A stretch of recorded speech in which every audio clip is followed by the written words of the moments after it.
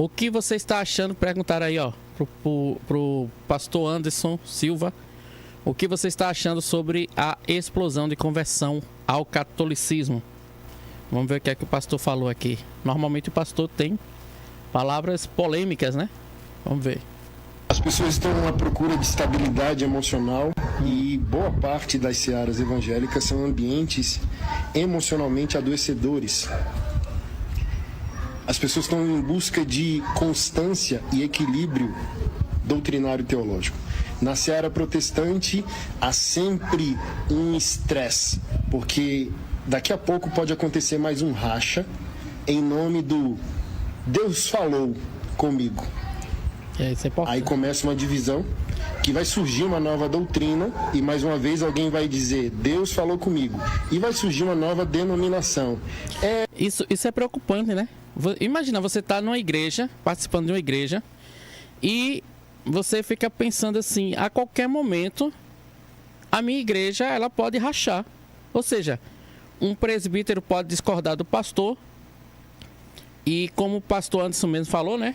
Em nome do Deus me disse, Deus me revelou, né? Acaba rompendo com a igreja. Aí faz a divisão, né? Alguns irmãos ficam na igreja com o antigo pastor, outro vai para outra igreja seguir aquele pastor novo que se rebelou em casa, né? Se rebelou contra a sua casa, contra a sua igreja e vai fundar outra igreja. Isso é muito preocupante. Eu não quis rachar, Deus me direcionou, é a vontade de Deus. Muitos evangélicos estão acordando e cansados desse ambiente de guerrilha. É complicado. Eu não concordo. Complicado, viu? Ex-adventista compreende a presença real de Jesus na Eucaristia. Vamos ver. É realmente o corpo de Cristo e não apenas um símbolo. Eu li esses mesmos versos bíblicos durante anos no protestantismo, mas teve um momento que a ficha caiu, e talvez isso possa te ajudar também. Mateus 26, o clássico. Enquanto eles comiam, Jesus toma o pão e diz: este é o meu corpo, este é o meu sangue, que é dado por vós. Só esse verso bastaria, mas não era a primeira vez que Jesus falava que o pão era o seu corpo. Lá em João 6, no diálogo, Jesus diz que ele é o pão vivo que desceu dos céus. Mas os fariseus continuavam debatendo que Moisés era maior porque tinha feito descer maná do céu. Então Jesus reforça que aquele que não comer da sua carne não tem parte com ele. Admirados, eles dizem: como você vai dar da sua carne para todo mundo? Você acha mesmo que os doutores da lei teriam dificuldade de entender uma figura de linguagem se fosse isso? E Jesus termina reforçando ainda mais: a minha carne é verdadeiramente comida e o meu sangue é verdadeiramente bebida. Exatamente, né? A gente já falou isso em alguns vídeos aqui. Jesus insiste muito nessa questão do verdadeiramente, em verdade vos digo, verdadeiramente corpo, verdadeiramente sangue, né? Um verso muito interessante é de São Paulo em 1 Coríntios 11. Dando recomendações sobre a ceia do Senhor, ele deixa uma coisa muito clara. Aquele que come indignamente do corpo de Cristo é réu contra o corpo de Cristo, ou seja, é culpado contra o corpo do Senhor. Ele ainda reforça: quem come indignamente do corpo de Cristo come da sua própria condenação. Como alguém que participa de um mero símbolo pode estar condenado? Não faz o menor sentido. Exatamente. Como é que a pessoa leva ao pé da letra dizendo que... Ao pé da letra não, né? Leva ao pé dizendo que é um símbolo, se São Paulo vai dizer que aquele que comunga em pecado está comungando a sua própria condenação. Oi, não é um símbolo? Não é só uma prefiguração? Só um faz de conta? É complicado, né? Não é um símbolo, é real. Quando eu entendi isso, eu entendi o que era a Eucaristia. Jesus, quando ele se entrega na cruz, ele não faz isso pela metade. Isso é uma obra que as pessoas precisam esperar milênios para estar com Cristo, para se unirem a ele. Jesus se entregou por inteiro a nós, deu sua carne e seu sangue, para que pudéssemos desfrutar hoje da união com ele. Felizes os convidados para a ceia do Cordeiro. O banquete do Cordeiro te aguarda na Santíssima Eucaristia. Amém. Versos bíblicos que me mostram. Amém. O Santíssimo Cordeiro te aguarda na Eucaristia. Tá vendo aí a palavra da nossa irmã pra gente? Deixa eu mandar um abraço aqui pra Vanessa Magalhães, está aqui com a gente. Boa tarde a todos, graça e paz e amor de Maria. Vanessa, seja bem-vinda aqui à live, viu? Deus te abençoe, minha irmã. A Vanessa tá sempre comentando aí nos nossos vídeos. Deus te abençoe muito, minha irmã, viu? Vamos pra outro. Cadê? Por que Última pergunta. Calma. Por que se tornar católico? Por que se tornar católico? A verdade obedece. Vamos ver. Por que alguém deve se tornar católico? Coloca aqui no chat, vocês que estão participando comigo aqui. Por que a pessoa deve se tornar católico? Eu quero saber de vocês aqui. O que é que vocês acham? Por que a pessoa deve se tornar católico? Bom, se a pessoa já está nesse processo, porque já conheceu alguma coisa, né? Porque a verdade conhecida é verdade obedecida. Você tem o dever de obedecer a verdade, né? E se não, porque Cristo nos chamou à unidade, né? Não à divisão. Uhum. E porque é a verdadeira igreja de Cristo, não tem discussão. Maravilhoso. Vocês viram que ela disse verdade conhecida é verdade obedecida. Olha só. Alguém deve se tornar católico porque é a verdade. E verdade conhecida é verdade obedecida. Qual que é o seu Instagram? Quem quiser te seguir. Gostei, viu? Gostei dessa frase. Verdade conhecida é verdade obedecida. Vamos pro próximo. E aí, a partir desse momento que eu comecei a buscar de coração aberto, as coisas começaram a fazer sentido. Me apoiei muito nos vários livros, artigos, etc., do Padre Paulo Ricardo. Olha só. Que à época já estava bem popular, esse conteúdo já estava se popularizando. Minha prima também teve papel importantíssimo aí. Como o Padre Paulo Ricardo tem sido importante, né? Nesse processo de conversão de tanta gente, né? Eu conheci uma comunidade católica, que é a comunidade Mel de Deus, Frei Josué, ele vem bastante na Canção Nova também, é lá começou na minha cidade. E bem, essa comunidade é bem fervorosa, intensa, assim. E lá eu senti a vontade de ser mais radical e de buscar tudo. Logo após a minha conversão, a primeira coisa que me aconteceu foi um desemprego. Uau! Uma semana depois de falar, agora é sempre uma batalha espiritual, né? Foi um desemprego. E meu nome ficou sujo nessa época, eu tinha as dívidas certinhas, pagava com aquele dinheiro, meus pais. Caramba! A primeira coisa que acontece é isso, né? Já você vira católico, já vem as cruzes, meu Deus do céu. O primeiro contato que eu tive com a igreja católica foi uma missa. Me indicaram uma missa. Na época eu trabalhava do lado da igreja, assim. Eu estava até no trabalho, saí do trabalho e fui na missa, né? E eu lembro até hoje da sensação. Uma coisa assim, sobrenatural. Eu não lembro agora o dia, se foi 13, 14 de outubro, mas foi numa quarta-feira. Na missa das 7 horas da noite. Qual que era a paróquia? Paróquia Nossa Senhora do Rosário, lá em Piuí. E quando eu entrei na igreja, e assim, a missa, não sei se ela já tinha começado, acho que já tinha começado. Eu senti a mesma paz que eu senti lá de 2016, quando que eu tava na festa lá, né? Tava bêbado, drogado, e enfim, um monte de coisa lá. E a mesma paz que eu senti quando Deus falou comigo, eu senti na missa. O primeiro contato que eu tive com a igreja católica foi uma... Amém. Como eu deixei de ser adventista e me tornei católica por conta do homeschooling. Coisas que a escola não te conta sobre educação, mas você deveria saber. Quando eu decidi ensinar os meus filhos em casa, eu ainda era adventista e eu tinha certeza que esse era o caminho certo. Daí eu comecei a fazer muita pesquisar sobre material, sobre como que a gente fazia isso em casa, sobre currículo. E uma coisa que eu falei, gente, quem diria?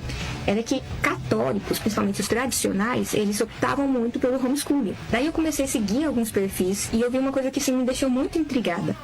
Mesmo aquelas mulheres com vários filhos, elas tinham um amor. O que é que vocês acham do homeschooling? O homeschooling, eu não sou muito entendido não, mas pelo que eu entendo, é de não levar os filhos à escola e você mesmo ensina seus filhos em casa, né?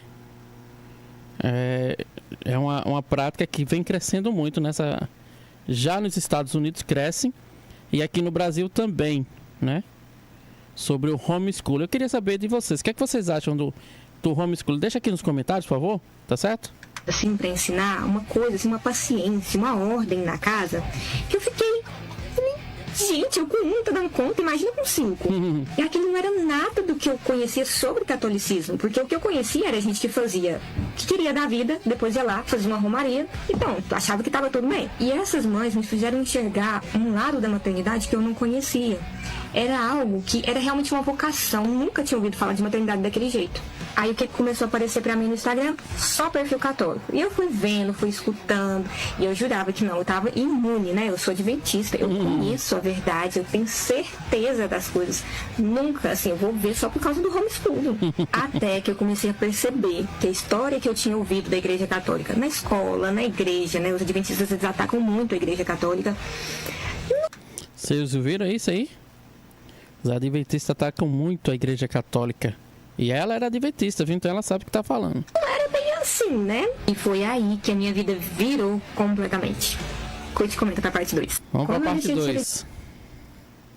Como eu deixei de ser adventista e me tornei católica por conta do homeschooling, parte 2. Movida pela curiosidade daquele monte de vídeo que o pessoal dizia que toda a história da Igreja Católica tinha sido deturpada, eu resolvi estudar. Mas não com um videozinho de YouTube, recorte, de Instagram, não. Eu fui pra livros. E aí eu comprei, inclusive de protestantes, né? Livros de gente renomada mesmo. Comecei a estudar muito. E aí eu descobri a patrística. Meu amigo, quando eu vi aquilo, eu desmontei. Eu tava buscando a verdade, eu sempre busquei isso.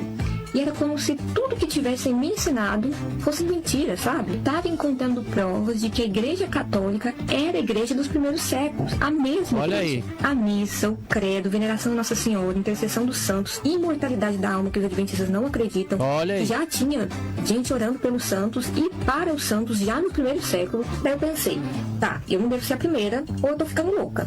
Então vou procurar gente que já passou por isso, né? Que foi adventista e foi pra Igreja Católica. Na época eu só encontrei uma pessoa no YouTube e eu consegui falar com essa pessoa. Começamos a estudar e daí pra frente foi só pra trás. Não foi só descobrir a Igreja Católica, foi descobrir o tamanho dos erros adventistas, as incoerências e até as deslealdades que eles fazem com as pessoas. Olha aí. Eu senti tanto nojo na época, tanta raiva pelas pessoas que estavam naquilo, sabe? Eu não podia deixar os meus filhos viverem aquilo. Não podia deixar eles viverem uma mentira. E ainda tinha mais uma questão com o meu marido. A gente se casou na igreja adventista, né? Então, nós dois éramos muito fiéis, né? A isso, né? A essa verdade que a gente conhecia. A gente dava dízimo, oferta, trabalhava na igreja, né? Estávamos criando os nossos filhos lá. Imagina agora eu me tornar católica, né? A grande Babilônia dos adventistas, né? A mãe de todos os males possíveis dos adventistas é a Igreja Católica. E eu ir pra lá e ainda por cima criar os nossos filhos lá, foi aí que São José entrou em ação. Olha, São José. Parte 3. Vamos ver a parte 3, né? Como eu deixei de ser adventista para me tornar católica, parte 3. Uma coisa que eu sempre tentei fazer durante todo esse processo, né, de descoberta e tudo mais, era deixar claro pro meu marido aonde eu tava me metendo. Primeiro porque no começo eu achava que eu tava enlouquecendo. Porque o maior medo do adventista é ser enganado pela besta do Apocalipse, que segundo eles é o papado, né, a Igreja Católica. Então na minha cabeça... Falando nisso, tem até um vídeo aqui no canal explicando essa questão. Por que eles dizem que o Papa, né, é a besta do Apocalipse. Claro que a gente sabe que não é, né? Não tem como, tem lógica nenhuma, né? É realmente uma invenção que tiveram aí dos protestantes sobre o Papa ser a besta do Apocalipse. Tem no canal, é só você dar uma olhada aí no canal que tem, tá? Eu estava justamente indo para esse lado, eu estava sendo enganada pela besta e me maravilhando, encantando com a Igreja Católica. E aí o que eu fazia? Eu estudava. E aí eu meio que apresentava um resumo pro meu marido. Eu falava, o que você acha disso? Você acha que tem coerência? Será que eu não tô interpretando errado? Aí ele falava, olha, você tá vendo que tá certo? Realmente tem coerência. Se você tá vendo que tá certo, segue. Se é a verdade, se você tá vendo que é a verdade, segue. Mas está... Legal, né? Legal aí o conselho que o marido dela deu, né? Se fosse eu, dizia o quê? Abandone isso aí, que isso é tudo mentira. Tu tá sendo iludida, né? Mas olha o que ele disse. Se você tá vendo que essa é a verdade, segue. Né? E é isso, gente. O conhecimento liberta. O conhecimento liberta. Tem tanta gente aí, olha, que tem medo de estudar a doutrina da igreja para não se tornar católico. Tem gente assim, Deus me livre me tornar católico, né? Oxi, vamos ver. Na Igreja Católica não é bagunça. Você tem que casar na Igreja Católica, você tem que batizar os filhos lá, você tem que ser aberto à vida, você tem que educar os filhos na fé. E por educar, eu falo, batismo, catequese, rezar todos os dias, missa todos os domingos. Quem é casado vai entender isso melhor. Mas ainda que o meu marido não fosse católico, ele teria que aceitar uma vida católica dentro da casa dele. Isso, com certeza, é muito pesado, principalmente para quem não estudou. O meu marido sempre respeitou as minhas decisões, mas sempre tinha aquela cutucada, né, aquele incômodo, a gente sabe disso. Então, na época, mesmo não entendendo muito bem como fazer, eu fiz uma novena para São José. E com o tempo, eu fui vendo o meu marido muito mais receptivo, mais tranquilo, mais aberto a escutar o que eu estava falando. Então, quando eu apresentei tudo isso que a gente teria que fazer para ele, ele aceitou, né?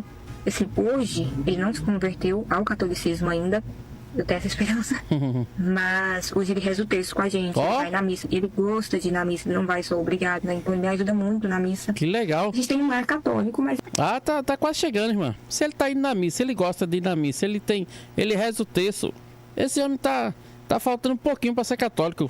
Continua na oração, viu? Continua na oração, porque a oração é poderosa. Olha aí a oração de Santa Mônica, o que fez com o Santo Agostinho, né? Continua. Ele não é católico. Então, quando a gente casou, ele mesmo viu a diferença, né? Ele viu o que é o casamento protestante para um matrimônio, né? Católico. Sacramento. A diferença que é, né? Não é um pastor batendo ponto, né? É um sacramento, é algo muito sagrado. Nesse processo, né? Até terminar a catequese, né? Receber o batismo e tudo mais.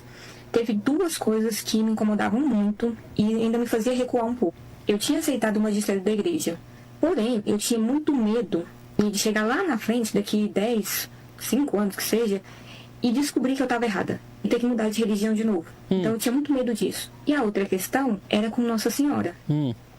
Racionalmente, eu tinha entendido, né, que ela era mãe de Deus, né, que o sangue dela era o sangue de Cristo. Mas, eu não conseguia ver ela como mãe. E aí eu tive 2 experiências que realmente me converteram. Que são coisas que eu olho e eu falo, independente se eu tiver dúvida na caminhada, porque a gente tem mesmo, eu olho para isso e aí eu falo, não, eu tenho certeza, essa é a Igreja de Cristo, esta é a Santa Igreja. Mas vai ficar para a quarta e última parte, porque não cabe aqui. Então curte e comenta aqui, se vocês quiserem participar. A quarta parte não saiu ainda não, meu Deus. Então depois a gente volta aqui para ver a quarta parte, né? Deixa eu ver se tem mais algo. Nossa Senhora é a Arca da Aliança. Segura essa. A Arca da Aliança era o que tinha de mais sagrado para o povo judeu no Antigo Testamento. Ela desapareceu, não apareceu mais. Na metade do Antigo Testamento. Onde que está a Arca da Aliança? Para onde ela foi? Aí vem a prefiguração. No Antigo Testamento, Davi levou a Arca da Aliança para a Judéia. No Novo Testamento, Maria vai para a Judéia. No Antigo Testamento, a Arca da Aliança fica 3 meses na casa de um homem chamado Obed-Edom. No Novo Testamento, Nossa Senhora fica 3 meses na casa de Isabel. No Antigo Testamento, Davi dançava de alegria diante da arca. No Novo Testamento, João Batista pula de alegria diante da Virgem Maria grávida de Jesus. No Antigo Testamento, a Arca da Aliança portava a palavra de Deus na pedra. No Novo Testamento, a Virgem Maria porta a palavra de Deus feita carne. Ela é a nova Arca da Aliança. E para que não resta dúvidas, o último versículo de Apocalipse 12 diz assim: abriu-se o céu, último versículo de Apocalipse 11, abriu-se o céu e apareceu nele a Arca da sua aliança. Que arca é essa? Aí entra o capítulo 12. Apareceu no céu um grande sinal, uma mulher vestida de sol, gerando aquele que vai reinar sobre as nações. Ah, que lindo. E olha que João sabia quando escreveu, né? Ele sabia, João conviveu com Maria depois da morte de Jesus, né? Então ele sabia muito bem quem foi que ele viu.